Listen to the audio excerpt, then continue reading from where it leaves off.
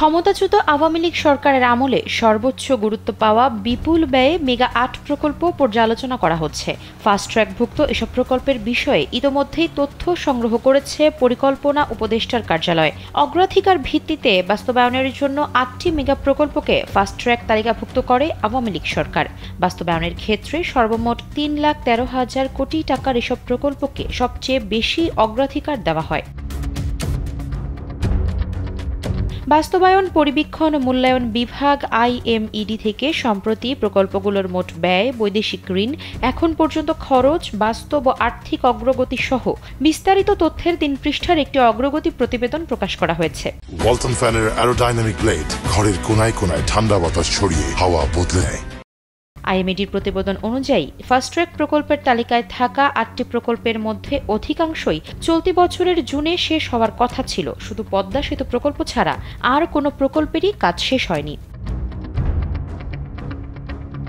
জুলাই পর্যন্ত পদ্মা সেতু প্রকল্পের আওতায় ব্যয় হয়েছে ৩০,৭৭০ কোটি ১৪ লাখ টাকা। আর্থিক অগ্রগতি দাঁড়িয়েছে ৯৪.৩৭%। সেই হিসেবে পদ্মা সেতুর প্রকল্পের পুরো টাকা শেষ করতে লাগবে আরও ১,৮৩৫ কোটি ৩৮ লাখ টাকা।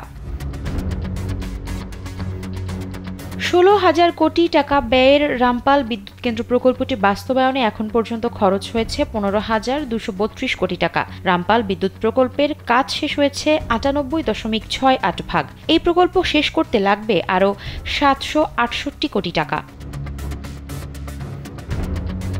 দোহাজারী রামু হয়ে কক্সবাজার এবং রামু মিয়ানমারের কাছে ঘুমধুম পর্যন্ত single line dual gauge track নির্মাণ প্রকল্পটি বাস্তবায়নে ব্যয় হচ্ছে ১৮,০৩৪ কোটি ৪৮ লাখ টাকা। জুলাই পর্যন্ত খরচ হয়েছে ১০,০৫০ কোটি ৫২ লাখ টাকা। প্রকল্পটির আর্থিক অগ্রগতি হয়েছে ৫০.১৮%। ২০১৬ সালে শুরু হয় পায়রা গভীর সমুদ্রবন্দর নির্মাণ প্রকল্প। চলতি বছরের জুনে শেষ হওয়ার কথা থাকলেও এখনও এর কাজ শেষ হয়নি।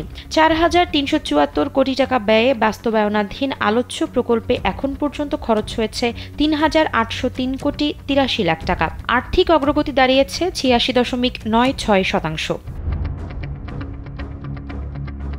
২০১৬ সালে শুরু হওয়া পদ্মা সেতুতে রেল সংযোগ প্রকল্পটিও চলতি বছরের জুনে শেষ হওয়ার কথা, কিন্তু তা শেষ হয়নি। ৩৯,২৪৬ কোটি ৮০ লাখ টাকা ব্যয়ের প্রকল্প বাস্তবায়নে এখন পর্যন্ত খরচ হয়েছে ৩৩,৪৬৯ কোটি ৬৭ লাখ টাকা।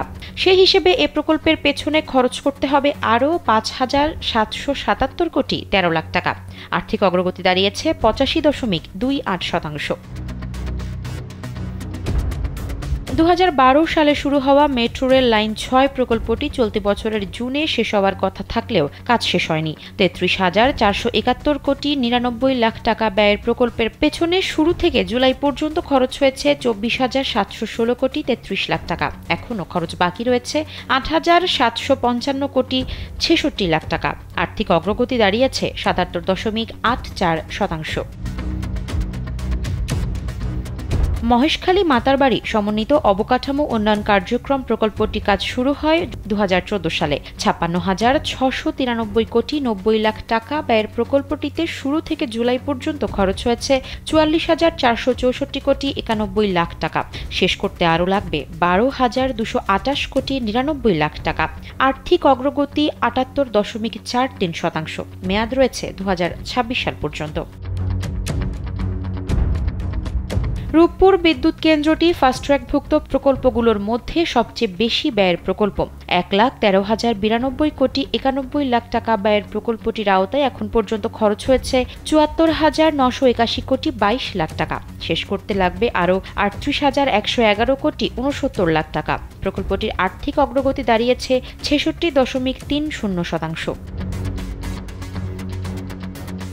সংশ্লিষ্ট বিশ্লেষকদের মতে অর্থনৈতিক সংকটের মধ্যেও প্রকল্পগুলোকে সর্বোচ্চ অগ্রাধিকার দিয়ে অর্থায়নের কারণে দেশের অর্থনীতিতেও এর একটি প্রভাব পড়েছে। কারণ এসব প্রকল্পের বেশিরভাগই বিদেশ থেকে ঋণ নিয়ে বাস্তবায়ন করা হচ্ছে।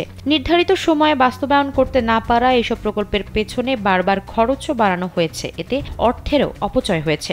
ফাস্ট ট্র্যাক প্রকল্পের ভবিষ্যৎ জানতে চাইলে IMED সচিব আবুল কাশেম মোহাম্মদ মহিউদ্দিন কালবেলাকে জানান, ফাস্ট ট্র্যাক প্রকল্পগুলোর পরীক্ষা নিরীক্ষা চলছে। প্রকল্পগুলোর বিষয়ে এখনো কোনো সিদ্ধান্ত হয়নি। প্রকল্পগুলোর সার্বিক অবস্থা উপদেষ্টাকে জানানো হবে। তিনি যেভাবে কাজ করতে বলবেন সেভাবেই কাজ করা হবে। আফসারা নাজ, কালবেলা।